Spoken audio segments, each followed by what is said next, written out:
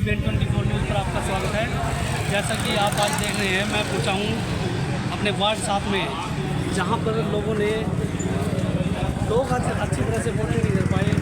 उसकी वजह जानेंगे आज क्या दिक्कत हुई। कुछ लोगों ने आरोप भी लगाए हैं कि यहाँ पर वोटों में पर्चों से छेड़छाड़ की गई है। तो आइए आज कुछ जानते हैं हमारे।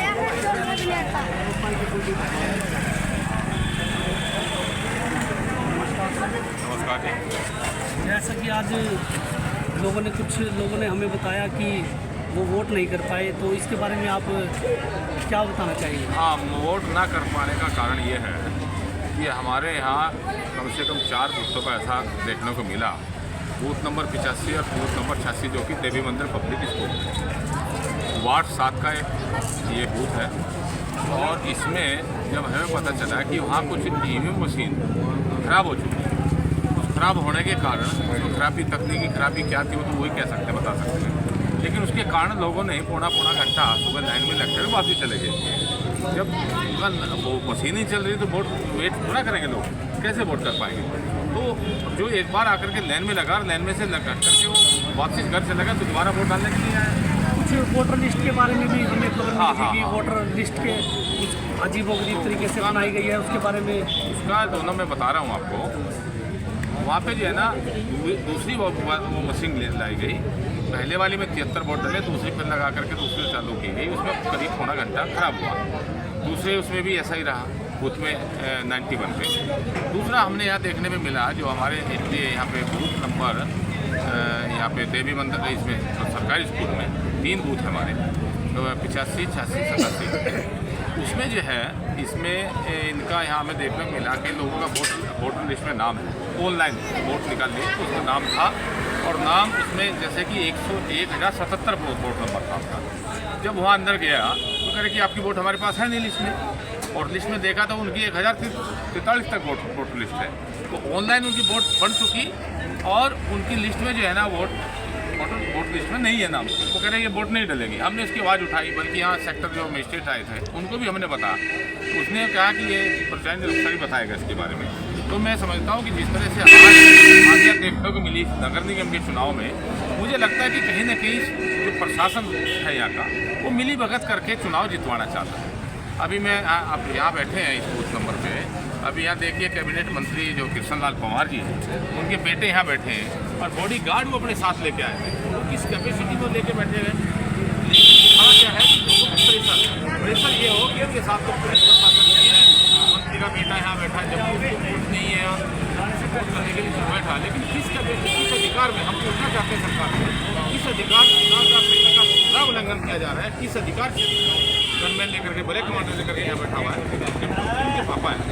और आपको पता होगा चुनाव जब अफ्रीका में तो मंत्री को प्रचार के लिए सरकारी गाड़ी मिल जाता है, और ये सरकारी गनमैन लेकर के यहाँ बैठा हुआ है। लेकिन लोगों के दिमाग को प्रेशर बनाया जा रहा है। कश्मीर जैसा हमारे पास पुलिस है, प्रशासन है। तो इस तरह की घटनाएँ देखने को जो मिल रही है, मैं समझता हूँ कहीं ना कहीं प्रशासन के साथ मिला हुआ है।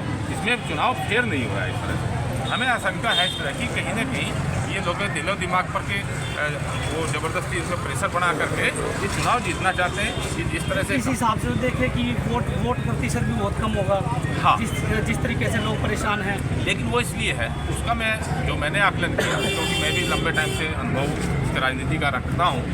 उसमें देखने को मिला कि लोगों के मन में आशंका ये है कि लोग हम वोट करेंगे, वोट कहीं दूसरी जगह जाएगी, इससे अच्छा हम वोट ही ना लेंगे। क्योंकि हम जब प्रचार कर रहे थे तो जगह देखने को मिला था, वो कह रहे हैं कि वोट तो हम देना चाहते हैं आपको, लेकिन हमारा वोट जाएगा नहीं, तो देकर के फायदा क्या? उनकी शंका कहीं ना कहीं है कि सरकार इसमें गड़बड़ी करने जा रही है। क्योंकि पिछली बार आपने देखा होगा 2018 के चुनाव में वोटिंग हुआ, वोटिंग होने के बाद काउंटिंग हुई, जब तक कैंडिडेट वहाँ गए भी नहीं, बार से बार कह दिया कि बीजेपी जीत गई।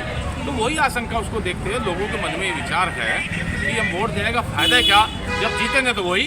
क्योंकि अभी कैबिनेट मंत्री तक के नेताओं ने ये कहा वहाँ मानेसर में कि वोट दो या ना दो, जीतना हमारे कैंडिडेट को, तो वो आशंका को कहीं ना कहीं पैदा करता है। और वो लोगों के मन में ऐसी मनसा सीएम साहब आए थे तो उन्होंने भी यही बात रखी थी। हाँ, उन्होंने भी ये बात रखी। मुख्यमंत्री जब प्रदेश का कह रहा हो कि वोट दो या ना दो, जीतना तो हमारी सारी व्यवस्था हमारे पास है, तो इसलिए यार पहली बार ये देखने को मिल रहा है कि नगर निगम के चुनाव में कोई बड़ा नेता या मंत्री एमएलए तक ही रहते थे, मंत्री तो कोई भी नहीं आता था, लेकिन अब की बार मुख्यमंत्री गली गली घूम रहे हैं, रोड शो कर रहे हैं, कैबिनेट मंत्री डोर टू डोर कर रहे हैं। तो ये जो है ना सारी चीज़ों को देखते हुए लोगों के मन में ऐसी आशंका है कि वोट देना हमारा मतलब बेकार ही रहेगा, वहाँ टाइम वेस्ट करने की बात है, तो इसलिए वो घर बैठे हैं। इसीलिए आप पूरे हरियाणा में देखिए वोट परसेंटेज उठा करके देखिए, वो कहीं भी 50% से ऊपर नहीं जा रहा है। और हमें यहाँ भी ऐसा लग रहा है जहाँ जहाँ हम बूथ पर गए हैं बूथ खाली पड़े, लोगों का इंटरेस्ट नहीं है वोट डालने में। वो इसलिए हमने कहा बहुत सारे लोगों को कि आप वोट डालने आइए, फिर डालने का फ़ायदा कुछ नहीं, जब वोट तो जाना उन्हीं को। तो ये तमाम तरह की आशंका है। साथ में हमारे बलजीत वाल्मीकि जी बैठे हैं, उनसे भी थोड़ी सी बातचीत करेंगे। तो जैसे सर ने बताया, तो इसके बारे में थोड़ा सा आप भी कुछ बताइए कि कैसे क्या हो सकता है जो ये वोटर हमारे जो वोट नहीं डाल पा रहे हैं, इसके बारे में। देखिए, हमारे कांग्रेस के वरिष्ठ नेता अमित कुमार जी ने काफ़ी विस्तार से आपको बताया, और मैं इसमें एक कारण और मानता हूँ कि जो वार्डबंदी जो पानीपत नगर में वो एक बार नहीं कई बार हुई। विधायकों ने, मंत्रियों ने अपने घर पर बिठा करके अपनी मनमर्जी से अपने साथियों को चुनाव जिताने के इरादे से वार्डबंदी की गई है, और उस वार्डबंदी में ऐसा हुआ है कि एक गली की वोट को 3 जगह बांट दिया गया। ये वार्ड की बात आती है तो वार्ड में किसी की वोट कहीं पर, किसी की वोट कहीं पर, ये इसके बारे में लोग बड़ा रोष प्रदर्शन भी है उनके अंदर। अभी मेरे पास अभी फ़ोन आया जस्ट, एक मेरा साथी यहीं से वार्ड 7 से सिंधिया है, उसका फ़ोन आया कि भाई साहब मेरी वोट तो वार्ड 7 में है और मेरी मिसेज की वोट जो है ना वार्ड 6 में कर दी गई है, अब मैं क्या करूँ। मगर भाई ये तो अब क्या करें, अब सरकार है बीजेपी की, बीजेपी ने अपने तरीके से घर में बैठ के वार्डबंदी की है, कोई फील्ड में कोई अफसर नहीं गया है। जबकि अब मैंने कांग्रेस पार्टी की तरफ से ऑब्जेक्शन फाइल किया था कि जैसे विद्यानंद कॉलोनी है, हाली कॉलोनी है, इनको 3-3 जगह डिवाइड किया गया, क्योंकि हम मोहम्मदन वोट थी।